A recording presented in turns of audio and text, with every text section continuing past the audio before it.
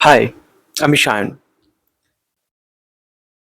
Network marketing join করার কোনো ইচ্ছা আমার ছিল না, কিন্তু পরিবেশ, পরিস্থিতি এবং সময় কোনো না কোনোভাবে নেটওয়ার্ক মার্কেটিংয়ের সঙ্গে আমি যুক্ত হয়ে পড়ি। কেন করেছিলাম যদি বলি, পরিবেশ পরিস্থিতি এমনই হয়ে গেছিল, আনকন্ডিশনালি আমি জয়েন করে নেই।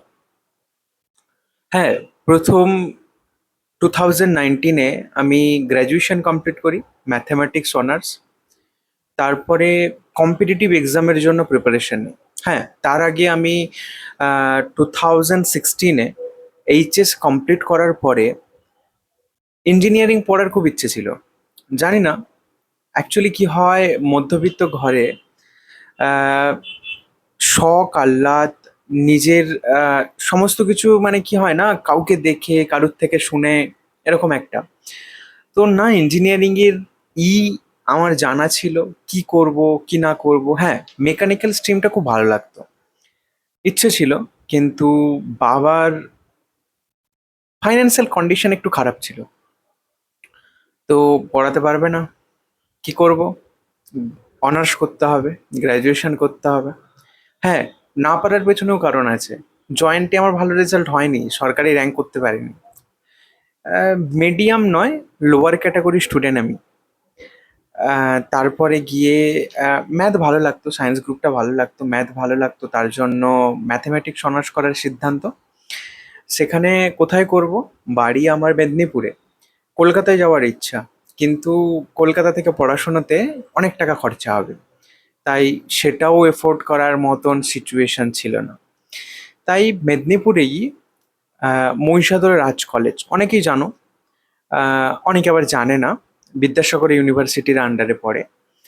ওখান থেকেই আমার গ্র্যাজুয়েশন কমপ্লিট করা। গ্র্যাজুয়েশনে খুব একটা ভালো রেজাল্ট হয়নি,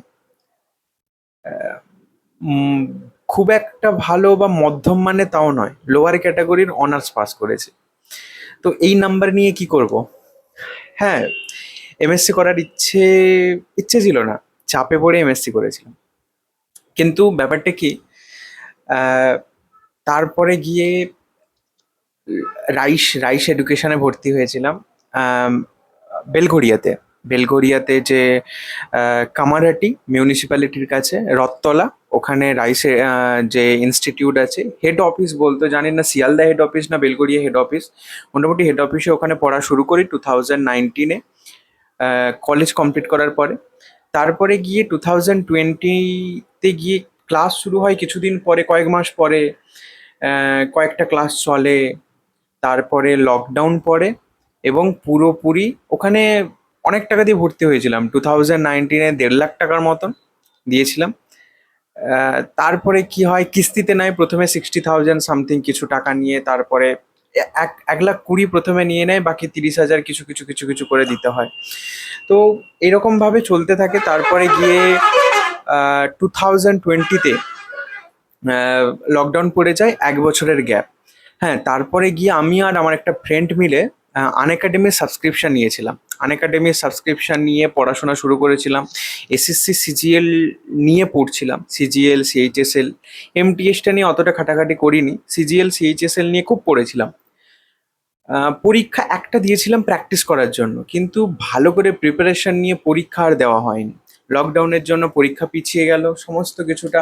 হ্যাঁ, হতে পারে এটা আমার অজুহাত, ভাবতেই পারে অনেকে, কিন্তু হয়নি। তারপরে তারপরে 2021-এ এসে আহ, কিছু করার, কাজ করার, পার্ট টাইম কিছু জব খোঁজার, এবং সেখান থেকে গিয়ে এর সঙ্গে সঙ্গে প্র্যাকটিস করা, মানে পরীক্ষার জন্য পড়া।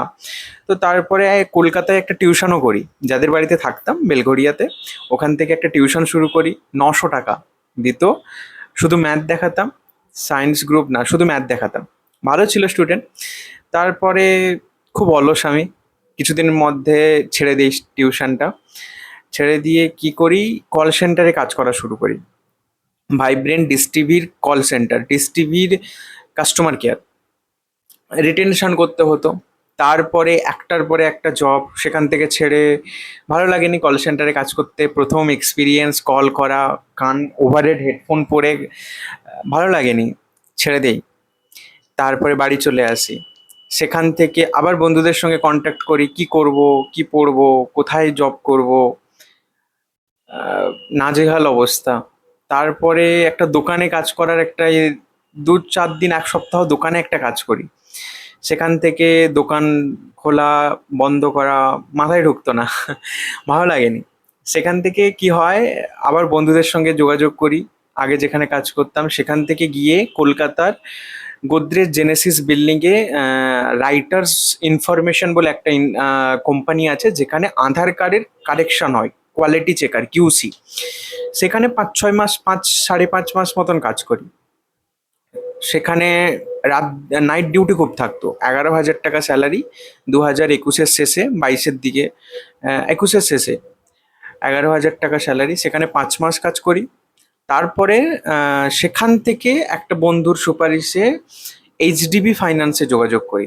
এইচডিবি ফাইন্যান্স, সেখানে কল সেন্টার কিন্তু কালেকশন হয়। সেখানে গিয়ে ডেভ রিকভারি এজেন্ট, ডিআর এর এক্সাম দিই এবং সেখান থেকে 1-1.5 বছর, 2 বছর কাজ করি।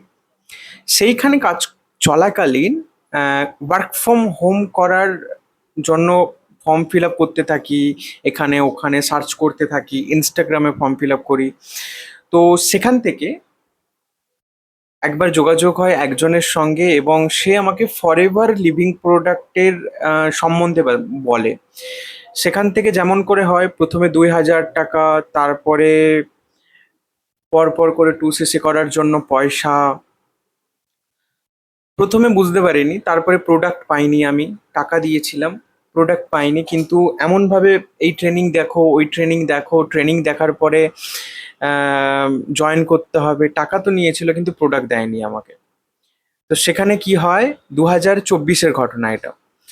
তারপরে গিয়ে আমি ওনার ব্যাপারে অবজেকশন করি, আইডি নিয়ে আমি ফরএভারের যে মেন অফিস ইমেল আছে, ইমেলে গিয়ে আমি কমপ্লেন জানাই যে আমার সঙ্গে এরকম এরকম হয়েছে, এবং ওনারা আমার কমপ্লেনের রেসপন্স করে এবং আমার প্রোডাক্ট, কিছু টাকা ফেরত দিয়েছে এবং কিছু প্রোডাক্ট ফেরত দিয়েছে। এই ফরএভারের ব্যাড এক্সপিরিয়েন্স। তো এরকম করার পরে আর কোনোদিন ফরএভার করব কখনো ভাবিনি। কক্ষনো সত্যি ভাবিনি যে এরপরে এরকম একটা ব্যাড এক্সপিরিয়েন্স হয়েছে, তারপরে গিয়ে আর কখনো ফরএভার সত্যিই করা যায়, কখনো ভাবিনি। তো এইভাবেই ফরএভারের সঙ্গে আমার মধ্যস্থতা, পরবর্তীকালে অটোমেশনের সঙ্গে যুক্ত হওয়া এবং পরবর্তীকালে গিয়ে অটোমেশন সিস্টেম এক্সপ্লোর করা এবং সেখানে নতুন করে শুরু করা এবং সেখান থেকে জব কুইট করা, অনেকটা হিস্ট্রি।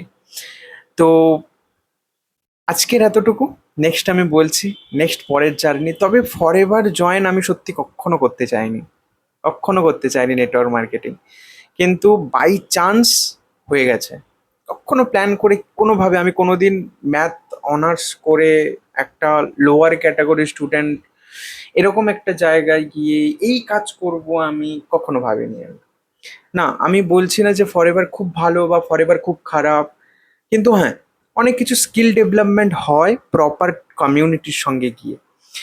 তো এইভাবে এইভাবে আমার সঙ্গে ফরএভারের ইন্ট্রোডাকশন, এবং বাই চান্সই এরকমভাবেই আমি জয়েন করেছি।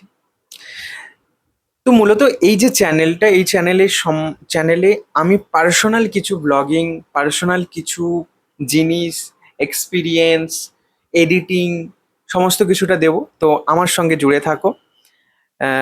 চ্যানেলটিকে যদি না সাবস্ক্রাইব করে থাকো, সাবস্ক্রাইব করে দিও।